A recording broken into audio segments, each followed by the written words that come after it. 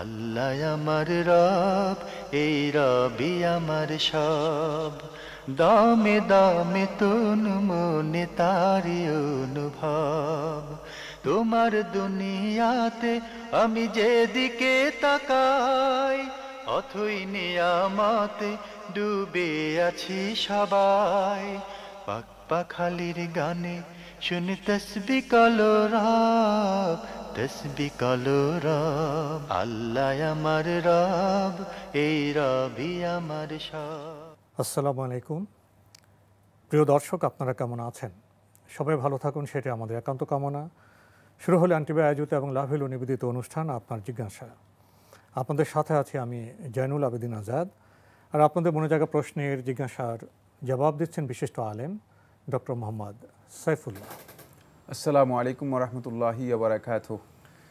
প্রিয় দর্শক, চলুন তাহলে জিজ্ঞাসার জগতে। শুরুতেই একটি ইমেল পাঠিয়েছেন নাজমুস সাকিব। লিখেছেন, নিজের জন্য কারো কাছে দোয়া করতে বলা কি জায়েজ? হ্যাঁ, কোনো ব্যক্তির কাছে আপনি যদি দোয়া চান, বলেন যে আমার জন্য দোয়া করুন, এটি জায়েজ রয়েছে। রাসূলুল্লাহ সাল্লাল্লাহু আলাইহি ওয়াসাল্লামের সুন্নাহ দ্বারা সাব্যস্ত হয়েছে। এবং রাসূলুল্লাহ সাল্লাল্লাহু আলাইহি ওয়াসাল্লাম ইবনুল খাত্তাব রাদিয়াল্লাহু তাআলা আনহুকে বলেছেন যে আমাদেরকে তোমার দোয়ার মধ্যে ভুলবে না, মানে দোয়া করার জন্য রাসূলুল্লাহ সাল্লাল্লাহু আলাইহি ওয়াসাল্লাম বলেছেন। সুতরাং এবং রাসূলুল্লাহ সাল্লাল্লাহু আলাইহি ওয়াসাল্লাম ইবনুল খাত্তাব রাদিয়াল্লাহু তাআলাকে আরও বলেছেন যে তোমরা যদি ওয়াইস ইবনে আমির আল কারনিকে পাও, তাহলে তাকে তোমাদের জন্য দোয়া করতে বলবে। সুতরাং এখান থেকে একাধিক রেওয়ায়তের মাধ্যমে সাব্যস্ত হয়েছে এবং সালফে সালেহিনের আমল দ্বারা প্রমাণিত হয়েছে যে তারা দোয়া করতে বলতেন, দোয়া চাইতেন। এবং বিশেষ করে যারা আমাদের ধারণা অনুযায়ী আল্লাহর নেক বান্দা, আমরা মনে করি থাকি যে আব্দুল সালেহ, আল্লাহ রাব্বুল আলামিনের প্রিয় বান্দা এবং তারা সৎকর্মশীল এবং তারা তাকওয়া সম্পন্ন, মর্যাদাপূর্ণ। তাদের কাছে আমরা আল্লাহ রাব্বুল আলামিনের কাছে আমাদের জন্য দোয়া করতে বলতে পারি, তার কাছে দোয়া চাইতে পারি। এটি বলাও জায়েজ, চাওয়াও জায়েজ রয়েছে। আমরা জানলাম। প্রিয় দর্শক, আমাদের হাতে একটি চিঠি, এটি পাঠিয়েছেন শাহিন ইকবাল, জিরানি বাজার সাভার, ঢাকা থেকে। লিখেছেন, আমার নিজের জীবনের কিছু কথা বলছি, দয়া করে পড়বেন। আমি 2007 সাল থেকে দুবাইতে থাকি। আলহামদুলিল্লাহ ভালো চাকরি করতাম। পরিবারের সদস্যদের আর্থিকভাবে সহায়তা করতে থাকি। ভাইয়ের সমস্ত ঋণ পরিশোধ করি। পরিবারে আরও কিছু ঋণ ছিল, তাও পরিশোধ করি। বোনের সন্তানদের লেখাপড়ার দায়িত্ব নেই এবং তারা পড়া সম্পন্ন করে। আমাদের পরিবারে আর্থিক সচ্ছলতা ফিরে আসে। আমাদের পরিবারের ভাই বোন এবং বোনের সন্তান সবাইকে আর্থিকভাবে সহায়তা করি, যাতে করে তারা উপকৃত হয়। 2013 সালে বিয়ে করার পর থেকে পরিবার নিয়ে দুবাই থাকি। 2014 সালে সন্তান হয়। আলহামদুলিল্লাহ পরিবার নিয়ে ভালোভাবেই ছিলাম। 2016 সালে কতিপয় স্বার্থপর লোক আমার দ্বারা তাদের স্বার্থ হাসিল না হওয়াতে আমার নামে বিভিন্ন মিথ্যা কথা আমার কোম্পানির কাছে বলে, তাতে করে আমার চাকরি চলে যায়। যদি আমি চেষ্টা করেছি কোম্পানিকে বোঝানোর যে তারা মিথ্যা বলছে, আরও অনেক কথা দেখলে দীর্ঘ হয়ে যাবে, কিন্তু শেষ পর্যন্ত আমার চাকরি চলে যায়। দুবাইতে আমার নিজের কিছু ব্যাংক ঋণ ছিল, পরিশোধ করার উদ্দেশ্যে এবং জীবনযাপনের জন্য দুবাইতে ব্যবসা শুরু করি। দুবাইতে কাজের ভিসা বন্ধ। 1 বছরের মধ্যে অর্থের অভাবে ব্যবসায় লস হয়। আমি আরও বেশি পরিমাণে ঋণগ্রস্ত হয়ে পড়ি। নিজের সঞ্চয় শেষ হয়ে যায় এবং শেষ পর্যন্ত আর্থিকভাবে আমি নিঃস্ব হয়ে পড়ি। এরপর আমি দেশে চলে আসি। আমার নিজের একখণ্ড জমি ছিল, জমি বিক্রি করে দিয়ে অল্প কিছু ঋণ পরিশোধ করি এবং কিছু টাকা নিজের কাছে রেখে দিই, যাতে আমি পরিবার নিয়ে চলতে পারি। বিগত 6 মাস আগে কাতারের একটা কোম্পানির সাথে চাকরির জন্য কথা হয়। তারাও রাজি এবং আমিও রাজি, কিন্তু ভিসাটা হয় করে এখনও হচ্ছে না। আমি এখন অনেক ঋণগ্রস্ত এবং আমার মনে প্রাণে এই ইচ্ছা যেন আমি ঋণগুলো পরিশোধ করতে পারি এবং প্রতিনিয়ত আল্লাহর কাছে তাই প্রার্থনা করি নামাজের মাধ্যমে। এমত অবস্থায় পরিবারের অনেকেই বলেছেন আমাকে কেউ ব্ল্যাক ম্যাজিক বা জাদুটোনা করেছে, যাতে করে আমার সব কিছু ধীরে ধীরে নষ্ট হয়ে যায় এবং আমি নিঃস্ব হয়ে যাই। আমি খুবই সংক্ষিপ্ত আকারে বিগত 3 বছরে আমার জীবনের ঘটনা তুলে ধরলাম। আমি নিজেও মাঝে মাঝে বিভ্রান্ত হয়ে যাই যে সত্যি কি কেউ আমাকে ব্ল্যাক ম্যাজিক করলো? দয়া করে কোরআন সুন্নাহর আলোকে বুঝিয়ে বলবেন আমার কি করণীয়? ধন্যবাদ। এবার কি গুরুত্বপূর্ণ প্রশ্ন করেছেন। জীবনের একেবারেই কঠিন একটি বিবরণ তিনি দিয়েছেন। যাই হোক, প্রথম কথা হচ্ছে ব্ল্যাক ম্যাজিক করেছে এই সম্পর্কে যারা তথ্য দিয়েছেন তাদের কাছে আদৌ কোনো এভিডেন্স, আদৌ কোনো প্রমাণ বা সূত্র আছে কিনা। যদি না থাকে তাহলে এই ধরনের বক্তব্য না দেওয়াটাই উত্তম। দ্বিতীয় কথা হচ্ছে যেটা, সেটা হলো ব্ল্যাক ম্যাজিক যদি করে থাকে তাহলে আপনি সেজন্য মানে ইসলামী শরিয়ার যেই রুকিয়া শরঈয়া রয়েছে, শরঈ যেই মানে ঝাড়ফুঁক রয়েছে সেগুলো গ্রহণ করতে পারেন, আর সেগুলো নিজেও আপনি নিয়মিত করতে পারেন। মানে জাদুর ক্ষেত্রে মূলত শরীয়তে যে বিধানগুলো আছে সেখানে যদি আপনি দেখেন যে রাসূলুল্লাহ সাল্লাল্লাহু আলাইহি ওয়াসাল্লাম কাউকে জাদু করা হলে তার যে চিকিৎসার কথা রাসূলুল্লাহ সাল্লাল্লাহু আলাইহি ওয়াসাল্লাম বলেছেন যে কী কী মানে আজকারগুলো সে গ্রহণ করবে সেগুলো আপনি নিয়মিত করুন, তাহলে যদি করে থাকে তাহলে এটা আপনার আস্তে আস্তে কেটে যাবে, এটা কেটে যাবে।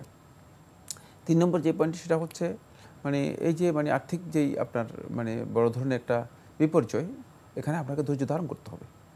কারণ আল্লাহর বান্দাগণ, ইমানদার ব্যক্তিগণ, তাদের অবস্থা কোনোভাবেই মানে অকল্যাণের দিকে যাবে না। যদি কোনো ভালো কিছু তাকে পায়, যদি কোনো ভালো কাজে তিনি ইনভলভ হন, ভালো কাজ করেন, তাহলে আল্লাহ রাব্বুল আলামিন শুকরিয়া আদায় করবেন, এটা তার জন্য কল্যাণকর হবে। আর যদি কোনো ইন আসাবাতহু দাররা, যদি কোনো অনিষ্ট, ক্ষতি, খারাপ বিষয় তাকে পেয়ে বসে, কোনো কারণে বড় মুসিবত তার উপরে এসে যায়, সবার তিনি যদি ধৈর্য ধারণ করবেন, ধৈর্য সবার এখতিয়ার করবেন, সহিষ্ণুতা, সহনশীলতা দেখাবেন, তাহলে এটাও তার জন্য কল্যাণকর হবে। আমরুল মুমিনি কুল্লুহু খাইর, রাসূলুল্লাহ সাল্লাল্লাহু আলাইহি হাদিসের মধ্যে বলেন ঈমানদার ব্যক্তির, মুমিন ব্যক্তির সব কাজটাই হচ্ছে ভালো, সব কাজটাই ভালো, সুতরাং খারাপ কিছুই নেই। এই জন্য অস্থিরতার কোনো কারণ নেই, এখানে ধৈর্য ধারণ করতে হবে আপনাকে। আপনি একটা অবস্থার মুখোমুখি হয়েছেন, আপনাকে ধৈর্য ধারণ করতে হবে, অস্থির হলে চলবে না। এরপরে যে পয়েন্টটি সেটা হচ্ছে মানে পরিস্থিতি যেমন, সেখান থেকে এটা আমরা বুঝতে পেরেছি বা আমাদের কাছে স্পষ্ট হয়েছে যেটা, সেটা হলো এই যে কোনো না কোনোভাবে মানে আপনি এখন আর্থিক বড় সংকটের মধ্যে পড়ে গিয়েছেন, সেটা হয়তো আপনার নিজেরই মানে মানে কাজের মানে মেধা অথবা প্রজ্ঞা অথবা ব্যবস্থাপনাগত কোনো ত্রুটিও থাকতে পারে, এই ধরনের ত্রুটিও থাকতে পারে, অথবা মানে অন্য কোনো বিষয় থাকতে পারে সংশ্লিষ্ট, যার যেই যে কারণেই হোক না কেন, মানে এই ধরনের একটা অবস্থা আপনার তৈরি হয়ে গেছে। এখন আপনি এখান থেকে উত্তরণের জন্য দ্রুত মানে কিভাবে পথ বের করা যায় সেটার জন্য আল্লাহ তাআলার কাছে বেশি বেশি করে দোয়া করবেন, চাইবেন যে আল্লাহ সুবহানাহু ওয়া তাআলা আমি তো মানে হালাল উপার্জনের মাধ্যমে মানে হালাল রিজিক অর্জনের মাধ্যমে জীবনযাপন করতে চাই, সেই ব্যবস্থা আমাকে করে দাও। আল্লাহ রাব্বুল আলামিনের কাছে আল্লাহর বিধানগুলো অনুসরণ করে, আল্লাহর বিধানগুলো মেনে যদি আল্লাহর বান্দাগণ দোয়া করেন, আল্লাহ সুবহানাহু ওয়া তাআলা বান্দাদের যে কোনো বালা মুসিবত সেগুলো আল্লাহ রাব্বুল আলামিন দূর করে দেন এবং সহজ করে দেন। ইনশাআল্লাহ আল্লাহ সুবহানাহু ওয়া তাআলা বিষয়টি সহজ করে দেবেন। আমরা জানলাম প্রিয় দর্শক, আমাদের হাতে একটি চিঠি, এই চিঠিটি পাঠানো হয়েছে নবরণ স্কুল ও কলেজ, নূরপুর, ঢাকা থেকে। আগের চিঠি আপনার আরও অনেক প্রশ্ন রয়ে গেছে। লিখেছেন, বিয়ের সময় মেয়ের অভিভাবক কি বললে ছেলে বলবে কবুল করলাম সাক্ষীদের সামনে? মেয়ের অভিভাবক প্রস্তাব দিবে, ইজাব বলা হয় থাকে এটাকে, যে আমি বিয়ের জন্য প্রস্তাব করলাম বা বিয়ে দিলাম, মানে বিয়ের জন্য প্রস্তাব দিলাম, মানে এর জন্য এই কথাগুলো যদি তিনি বলেন যার মাধ্যমে প্রস্তাব বোঝা যায়, মানে আল কালিমাত আস-সারিহাত আল্লাতী তাদুল্লু আলাল ইজাব, ওই সমস্ত কথাগুলো, বক্তব্যগুলো যেগুলো সুস্পষ্টভাবে প্রস্তাবনা বোঝায়, সেগুলো বললেই প্রস্তাব হয়ে যাবে। আর এগুলোর যে কোনো একটা অ্যাকসেপ্ট করলেই এটা কাবুল হবে। খুবই সহজ বিষয়। এর জন্য সুনির্দিষ্ট শব্দ থাকতে হবে, এটা শর্ত নয়। এটা আরবি হতে হবে, শর্ত নয়। যে কোনো ভাষায় হতে পারে, যে কোনো ভাষায় হতে পারে। লিখেছেন, বিয়ের দিনে মেয়ের সাথে কেউ যাওয়া কি সুন্নাহ? না, সুন্নাহ বলতে এটি আদাতের সাথে সম্পৃক্ত মাসআলা, এলাকার প্রচলনের সাথে যদি মেয়ের সাথে যাওয়ার প্রচলন থাকে তাহলে মেয়ের সাথে কাউকে যাওয়া, কাউকে দেয়া, এটি মানে ওই প্রচলনের কারণে এটি জায়েজ। মানে নবী সাল্লাল্লাহু আলাইহি ওয়াসাল্লামের মানে সময় এই ধরনের একটা প্রচলন ছিল, নবী সাল্লাল্লাহু আলাইহি ওয়াসাল্লাম এটাকে অ্যালাউ করেছেন। এটি প্রচলনের উপর নির্ভর করবে, এটা সুন্নাহর সাথে সম্পৃক্ত নয়। সুন্নাহ বলতে কিন্তু আমরা বুঝি যেটা, সেটা হচ্ছে ইবাদত সম্পৃক্ত বিষয়। আর এগুলো হচ্ছে মূলত প্রচলন, প্রথা, মানে এলাকার মানে রীতিনীতির উপর নির্ভরশীল কিছু বিষয়। রীতিনীতি যদি ইসলামী শরীয়তের মধ্যে মানে শরীয়তের কোনো বিধানের পরিপন্থী অথবা শরীয়তের কোনো বিধানের সাথে সাংঘর্ষিক না হয়ে থাকে, তাহলে সেটাকে সামাজিকভাবে ফলো করতে অথবা সেটাকে ব্যক্তিগতভাবে ফলো করতে কোনো ধরনের নিষেধ নেই, কোনো ধরনের বাধা নেই, এটি জায়েজ। ওলিমার অনুষ্ঠানে মেয়ের আত্মীয়দের দাওয়াত দেওয়াটা কেমন? মেয়ের আত্মীয়রাই তো দাওয়াত পাবে ওলিমার অনুষ্ঠানে। ছেলের আত্মীয়রা পাবে, মেয়ের আত্মীয়রা পাবে, মেয়ের আত্মীয়রা মানে সবাই দাওয়াত পাবে ওলিমা অনুষ্ঠানের মধ্যেই। না, আমাদের দেশে উল্টো হয়ে গেছে, যেটা আসলে বিয়ের তো অনুষ্ঠান তো অলিমাটি হবে, যেটা ছেলে আয়োজন করবে। জি জি জি। আমাদের দেশে উল্টো হয়ে গেছে, মেয়ে যেটা মেয়ে বাবা মা যেটা আয়োজন করে সেটাই মেয়ের অনুষ্ঠান হয়ে যায় আমাদের দেশে। না, ওটি বিয়ের অনুষ্ঠান নয়। বিয়ের অনুষ্ঠান হচ্ছে মূলত অলিমা, এবং অলিমাটা হচ্ছে মূলত যেটি মানে ছেলে আয়োজন করে থাকে। এক্ষেত্রে মানে আত্মীয় স্বজন যারা আছে তাদেরকে দাওয়াত দিবে, কোনো সন্দেহ নেই। আল্লাহ আমার রব, এই রবি আমার সব।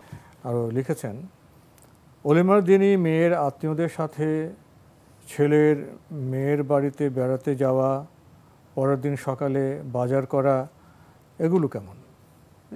এগুলো শুধুমাত্র যদি রীতি হয়ে থাকে, এলাকার প্রচলন হয়ে থাকে, তাহলে এগুলো নিষিদ্ধ কিছুই নয়। মানে এগুলোর মধ্যে শরীয়তের মানে বড় ধরনের কোনো মানে প্রতিবন্ধকতা অথবা শরীয়তের পরিপন্থী কোনো কাজ আছে, ব্যাপারটি এমন নয়। যদি মানে এগুলো কোনো এলাকায় প্রচলন থাকে তাহলে তারা করতে পারে, আর মানে যদি প্রচলন না থাকে মানে না করলেও কোনো অসুবিধা নেই। এগুলো বাধ্যতামূলক বিষয় নয়, সুন্নাত বিষয় নয় যেগুলো করতে হবে, অথবা এগুলো না করলে গুনাহ হয়ে যাবে, অথবা মানে এগুলো ফজিলতের বিষয়, সওয়াব থেকে মাহরুম হয়ে যাবে, না, এগুলো কিছুই না। জি। লিখেছেন, কোনো মেয়ের বিয়ের আগে তার বাবা তাকে জিজ্ঞাসা করবে সে এখানে বিয়েতে রাজি কিনা। এ প্রশ্ন কি মা করে উত্তর জেনে বাবাকে জানাতে পারবেন? তখন ওই স্থানে বাবা ছাড়া অন্য কোনো সাক্ষী থাকা লাগবে কি? আর লাগলে কয়জন সাক্ষী থাকা লাগবে? না, এখানে কোনো দরকার নেই। যদি মা জেনে নেন তাহলে যথেষ্ট, বাবা জেনে নেন যথেষ্ট, কোনো সাক্ষীর প্রয়োজন নেই, কোনো সাক্ষীর প্রয়োজন নেই। মা জানলেও হয়ে যাবে? মা জানলে মানে বাবাকে জানিয়ে দিলে যে মেয়ে রাজি রয়েছে। খুবই সহজ বিষয়, খুবই সহজ বিষয়। মানে আমরা যেভাবে করে থাকি সেটা হচ্ছে মানে কঠিন, এটা মানে জটিল একটা অবস্থান তৈরি করে থাকি। 4 জন সাক্ষী নিয়ে আসো, ওই নিয়ে আসো, সে নিয়ে আসো, চাচা নিয়ে আসো, দাদা নিয়ে আসো, আরেকজন উকিল বাবা নিয়ে আসো। মানে এগুলো সম্পূর্ণ মূলত ইসলামী শরীয়তে যে বিয়ের কথা বলা হয়েছে, ইসলাম যেই মানে বিয়ের যে পদ্ধতি দিয়েছে, এই পদ্ধতিকে উপেক্ষা করে আমরা গতানুগতিক ট্রেডিশনাল একটা বিয়ের ধারা তৈরি করে নিয়েছি। ডাক্তার কোনো কারণে বললেন সিজার ছাড়া ডেলিভারি হবে না, তখন একটি সিজার করালে পরবর্তী বাচ্চার সময়ও সিজারের দরকার হয় অনেক ক্ষেত্রে।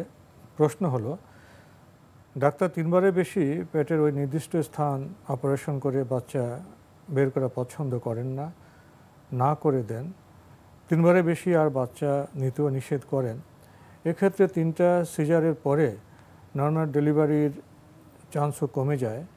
এমন অবস্থায় কি জন্ম নিয়ন্ত্রণ করা যায় সবসময়ের জন্য? না, এই ক্ষেত্রে আপনি জন্ম নিয়ন্ত্রণ যেটাকে বলছেন সেটা মানে সবসময়ের জন্য কোনো পদ্ধতি, যে পদ্ধতি ইসলামী শরীয়তের মধ্যে গর্হিত সেটা করা জায়েজ নেই, মানে কোনোটাই করা জায়েজ নেই। কিন্তু মানে ডাক্তারের মানে ইসলাম অনুযায়ী চলতে হবে না, ডাক্তারের দিন দিয়ে চললে হবে না। আপনার দিন মানে ভিন্ন দিন, আপনার দিন হচ্ছে ইসলাম, মুসলিম ব্যক্তির দিন হচ্ছে ইসলাম, ডাক্তারের দিন নয়। ডাক্তার এখানে অনেক মানুষদেরকে মিসগাইড করতে পারে। ডাক্তার যেটা বলবেন সেটা যে মানে ওহি, ব্যাপারটি এমন নয়। মানে ওহির বিধান, ইসলামী বিধান, এটা মানবিক একটি বিধান। মানে সিজার করার বিষয়েও অনেক ক্ষেত্রে দেখা যায় যে ডাক্তারদের সীমালঙ্ঘন রয়েছে। বিশেষ করে আমাদের প্রেক্ষাপটে আমরা লক্ষ্য করেছি যে সেগুলো হচ্ছে অনেকেই বেহুদা মানে কারণেই, তুচ্ছ কারণেই অপ্রয়োজনীয় মানে সিজার করে ফেলছেন। এবং এই কাজগুলো মানে ডাক্তাররা যেহেতু আসলে সত্যিকার অর্থে অনেকেই মানে এথিক্স এর সবার কথা বলছি না, কোন ক্ষেত্রে এরকম তো লক্ষ্য করা গেছে। হ্যাঁ, অনেকেই দেখা যাচ্ছে এথিক্স অনুসরণ করেন না, ফলে দেখা যাচ্ছে যে এই ধরনের ভুল কাজ হচ্ছে। এই জন্য এগুলোকে কোনোভাবেই মানে দলিল হিসেবে গ্রহণ করার সুযোগ নেই। যদি সুনির্দিষ্ট কারণ থাকে স্বাস্থ্যের, যেটি মানে এটা সত্যিকার একজন মুসলিম ভালো ডাক্তার বলেছেন যে না, মানে যদি আপনি কনসেপ্ট করেন, আপনি বাচ্চা নেন, তাহলে আপনার জন্য ক্ষতির বিষয় রয়েছে, সেক্ষেত্রে তার এই পরামর্শ গ্রহণ করা যেতে পারে।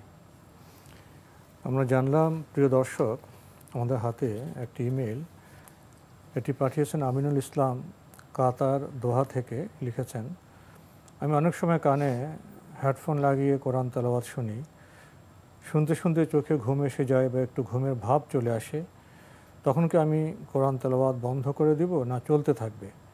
কারণ আমি সবসময় কানে হেডফোন লাগিয়ে কোরআন তেলাওয়াত শুনি, আমার ভালো লাগে। অনেকে আছেন গান শুনতে শুনতে ঘুমিয়ে পড়েন, আমি আর কি এটা বিপরীত করি, তেলাওয়াত শুনতে শুনতে ঘুমিয়ে পড়ি। এই বিষয়টা কি সঠিক?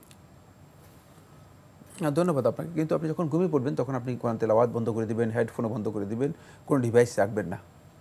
ডিভাইসগুলো মূলত এগুলোর সাথে ইলেকট্রনিক একটা সম্পর্ক রয়েছে, তো যে কোনো সময় এগুলোর মানে ক্ষতিকর দিক থাকতে পারে, যে কোনো সময় অ্যাক্সিডেন্টের বিষয় থাকতে পারে।